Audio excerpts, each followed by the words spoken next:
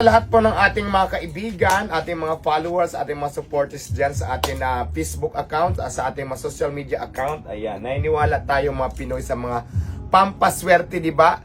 Sa tuwing darating ang bagong taon, ay meron talaga tayong hinahanda. Base na rin sa mga tradisyon natin na mga pampaswerte na darating ngayong bagong taon. Kaya naman, hindi naman nagpahuli si Diwata. Bumili din ako ng aking mga pampaswerte. Siyempre, hindi mawala dyan ang prutas na sinasabi nating mga bilog na prutas na mga pampaswerte. Ayan, nandito ngayon ang ating mga prutas.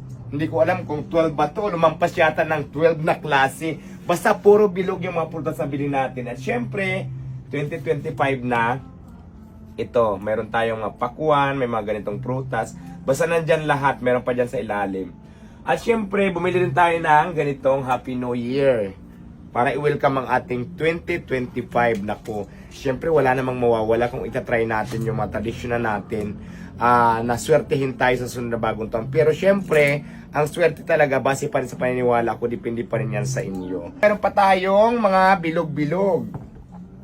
Meron tayong mga gold coins at siyempre mga lapad-lapad na Dutch.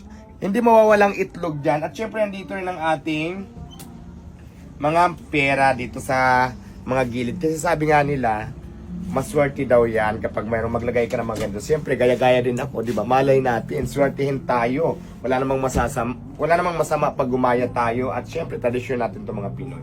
Kaya naman, nandito ang ating pangpaswerte ngayong darating na New Year. Kaya naman, shout out and Happy New Year sa lahat ng ating viewers. Mabuhay and I love you all. Bye!